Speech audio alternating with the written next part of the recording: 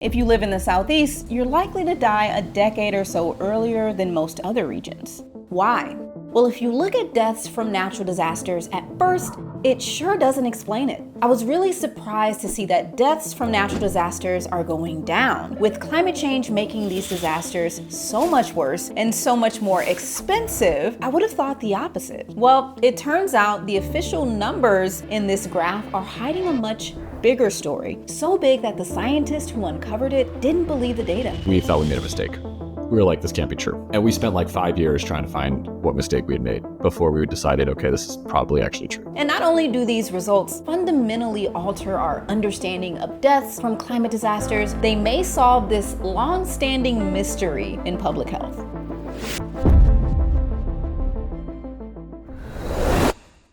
Natural disasters used to be incredibly deadly compared to today's standards, especially floods and droughts. The 1931 China floods killed between 2 to 4 million, mostly from drowning and famine. It was likely the worst natural disaster in recorded history. And just before the floods, China experienced one of its worst droughts, which killed up to 3 million in the famine that followed.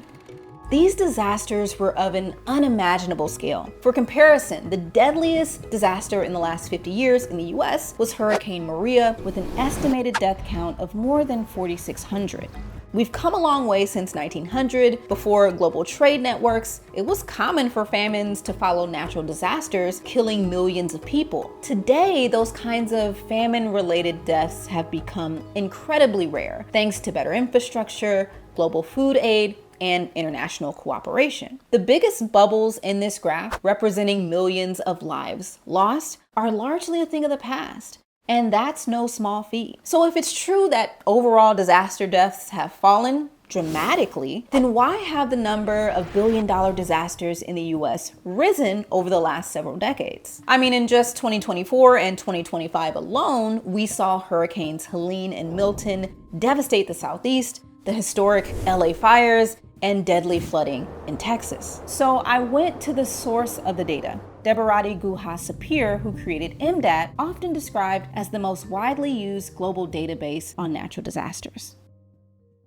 I won't put my hand on the fire about the completeness of our data on mortality. Whether or not we are capturing everything is a question mark in my mind. As MDAT's creator, Debarati knows the data better than anyone, and she's identified the main issue when it comes to what we know about deaths from natural disasters. So one issue is whether or not the data we are using, which shows the mortality is decreasing, is actually reflecting reality. So basically, is the data complete? Debarati's data measures total deaths, which includes what are called direct and indirect deaths. As you'll see, this is an important distinction. When we talk about direct deaths, we're talking about specific traumas that have occurred as a result of the event itself. So you can imagine people are on boats and they drown, or the winds from a cyclone cause a tree to get knocked over and they fall on a person. The good news is we've gotten better at preventing these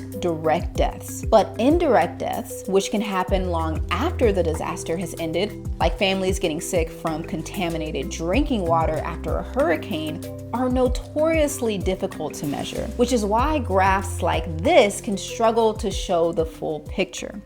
But how do you measure what doesn't leave a clear fingerprint? Epidemiologists have wrestled with this for years. Take extreme temperature, for example. If you look at epidemiological studies that look at year-to-year variations in temperature and mortality, these relations become very clear. When it gets hot, you just see these really quick upticks in how many people are dying. When it gets hot, your heart has to pump a lot harder to cool you down.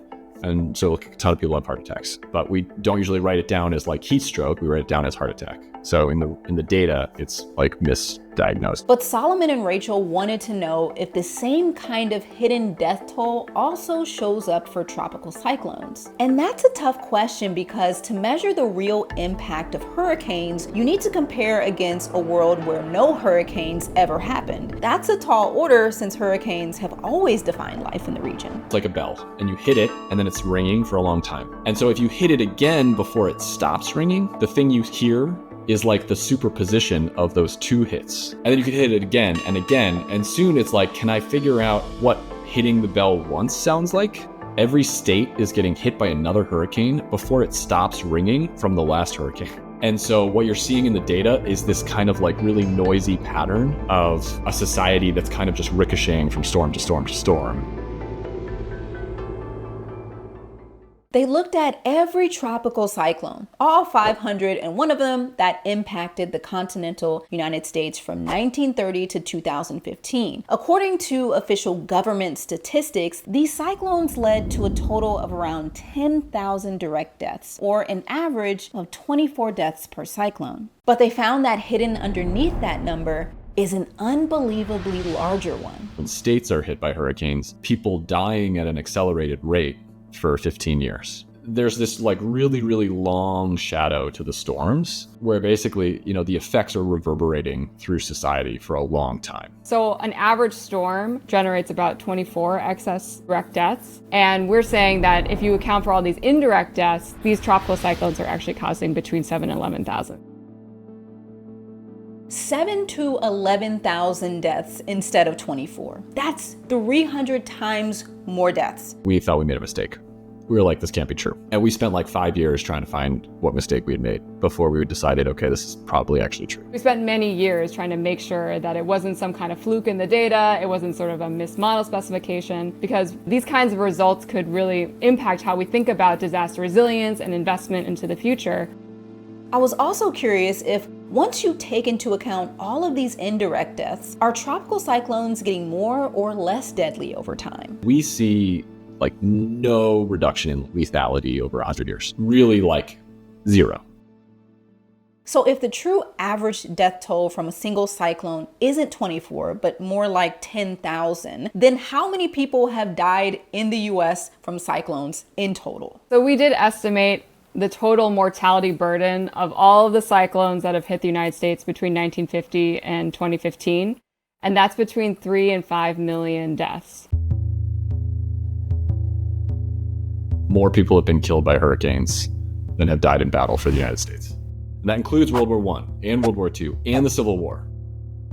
So if instead of thousands, millions of people have been killed by cyclones in the US, then who is dying? If you talk to anyone in public health, they would tell you that if you look at a map of life expectancy in the United States, there's a real bias where in the Southeast US, people just don't live as long, and there's higher mortality rates in the Southeast. And it's been kind of a mystery, like why is that? When Solomon and Rachel created their model and removed cyclone activity from the Southeast, they uncovered something really unexpected. It turns out that if you remove the effect of hurricanes, it removes a lot of that effect for people that are under 45. What that's basically saying is that a lot of the Southeast bias in mortality for at least people under 45 could possibly be assigned to hurricanes. It looks like hurricanes are like distorting life expectancy across the United States.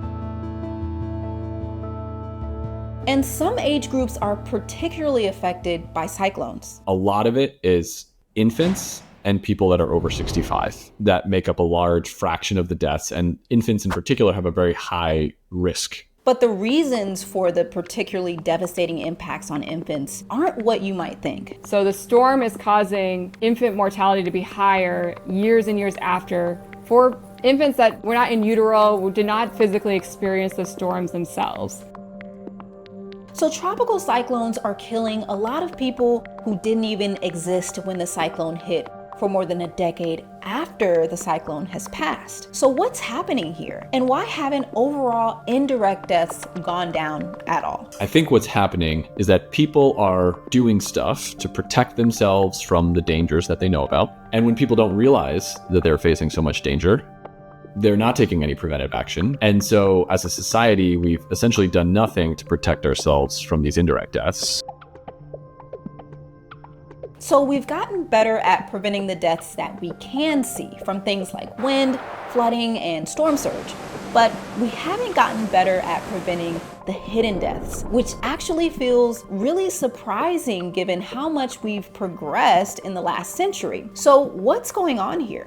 Well, Solomon and Rachel actually think they have a pretty good idea. One is the state and local governments have a reduced capacity after a storm, and that persists for a long period of time. There's like never money set aside to rebuild after a storm. So then people rework the budget. Usually what that means is you're taking it out of something that is an investment in the future, because those people in the future are not around to advocate for themselves. The second massive factor is economic. So if you're constantly being hit with these economic shocks, and you're always having to rebuild your garage or, repair your roof, that's money that you could be spending on different kinds of food, different kinds of healthcare services. We think social networks are a big one too. Storms can cause people to move around a lot. And this could be particularly important, a driver for our elevated rates of mortality amongst the elderly population and also potentially for the infants. So you might be relying on particular care resources, and then people sort of relocate, or they have to change jobs and they're no longer as available in a time of emergency. The fourth thing is kind of maybe the more obvious thing, which is changes in the environment. Places are getting hit, people could be exposed to kinds of toxic waste or chemicals that they wouldn't have been exposed to otherwise. And then the fifth thing is stress. We've seen more recent studies that show that stress is a really big predictor of your long-term mortality and long-term health. And there's been studies that have shown that hurricane-related stress causes elevated rates of mortality. Now, if you don't live in the Southeast and you think this research doesn't affect you, think again. The direct damages and deaths from most disasters look like they're declining, and it looks like the indirect or the hard to detect ones are not declining. And that is like a pretty clear pattern across like a lot of things. And that same pattern shows up with heat. It's easy to think that heat is not such a big deal because it's far less sort of visually dramatic than something like a hurricane.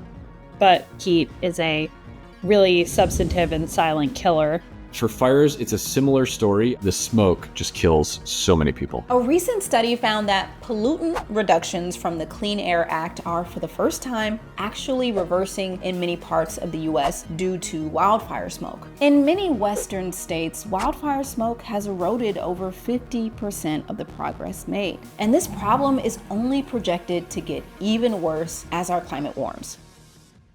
So when we zoom out and look at these less visible long-term deaths, it becomes clear just how much more we really need to be doing to support communities in the weeks, months, and even years following a disaster. Our study shows that the impacts are much greater and persist for much longer than we had previously thought, suggesting that there's a lot more that we can do to help communities recover. And I think the important message that we've really learned from all of the research in the last couple of years is that that number, which we call the direct damage, it's literally like the stuff that's destroyed during the storm, it can be very big, but the vast bulk of the harm from hurricanes actually emerges like in the years after.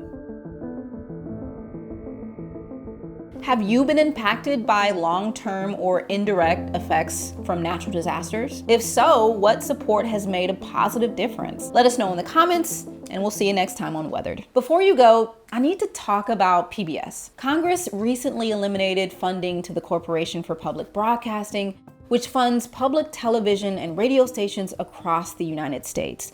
Many of these stations are PBS members, and while PBS itself is not entirely dependent on federal funds, these cuts will significantly impact the system. Local stations need direct support now more than ever, especially smaller stations who are facing the very real threat of closure. If you want to support PBS's mission, follow the link in the description or scan the QR code on the screen to donate to your local station. Any amount goes a long way. Thank you.